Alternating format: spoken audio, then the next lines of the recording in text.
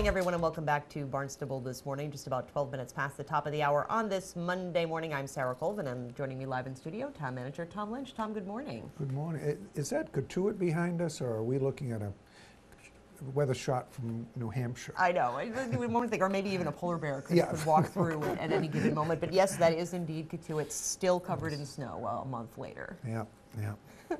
So how are you doing today? I'm doing well, Tom. Thank you. How are you? Well, I'm happy it's March, and I'm also happy to be able to wish a happy birthday to my wife, Jennifer, whose birthday is today, March 2nd. So I know she's watching. Happy birthday, Jennifer. You know, each week we put out our e-news, and I got barely a week goes by that I don't hear from someone on it, and I got an email from a gentleman who wrote, from a longtime resident, Cape Cod homeowner, just a brief note to thank Mr. Lynch and all who contribute to the weekly news publication. We're to be congratulated for keeping us abreast throughout the year of Barnstable happenings, a lifeline, so to speak. Great job. And it was from Rod in Osterville. And, you know, when he talks about the staff, you know, I am responsible for writing it.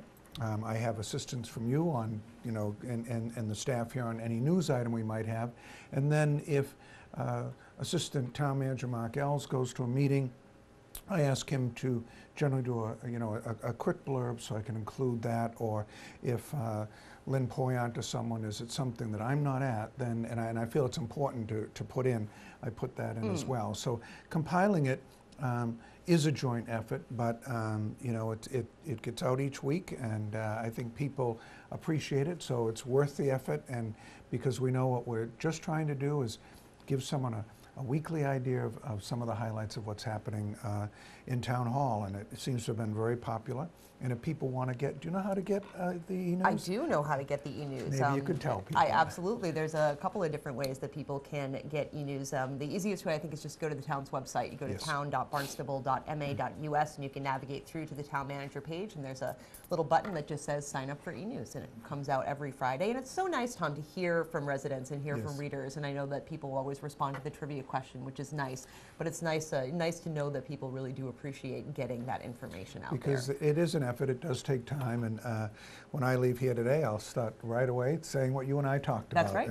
And what I did want to talk about today was, you know, something you talked about earlier in the news update, and that was the meeting that we had with Secretary Beaton on the Sandy Neck erosion problems. And he came down with his staff on Friday, did a tour of the Town Neck area in Sandwich, and came up and met with us in the afternoon. You know, the Sandy Neck manager, Nina Coleman, was there. We had Christine Player, who's our engineer.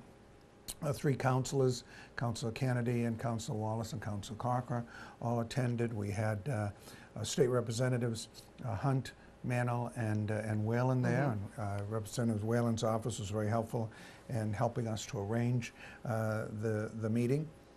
And as well as, you know, harbor master people, a lot of interested parties that were also there. And so the meeting began with Nina Coleman giving an idea of when we started experiencing some of the erosion difficulties out there. And it really began with the storm Nemo, which came in after Superstorm Sandy. Sandy didn't hit us as hard as Nemo did, and that's when we began to lose that front buffer dune that was right up against the parking lot area and where the stairs go down to the beach.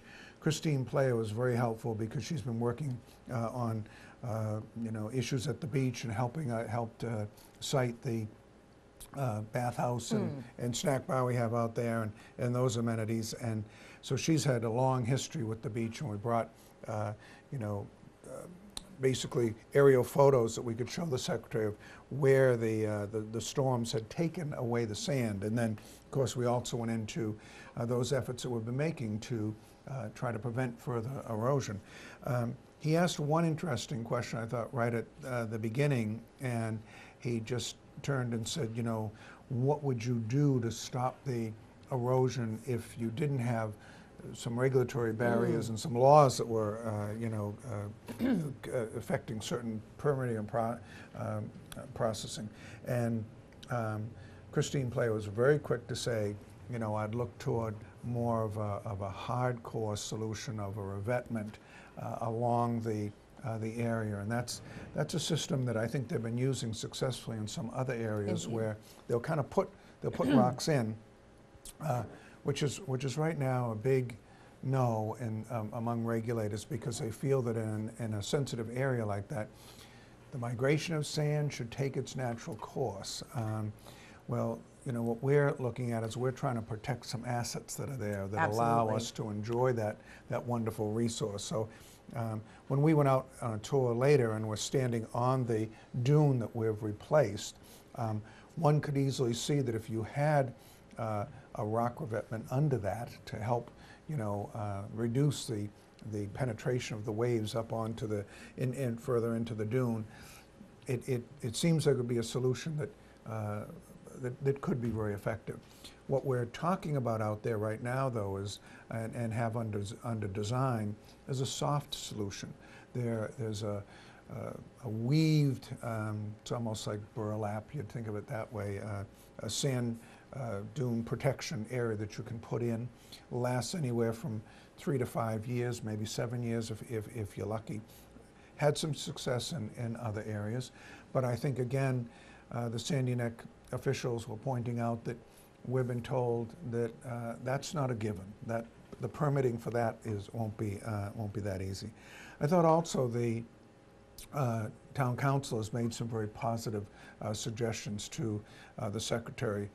Councilor Wallace talked about, you know, we used to be able to do some common sense solutions, and pointed out it's a small section of beach. It's getting really hit very hard here, and you know, we used to bring Christmas trees out, or we used to do other sorts of things to try to you know, preserve the dunes.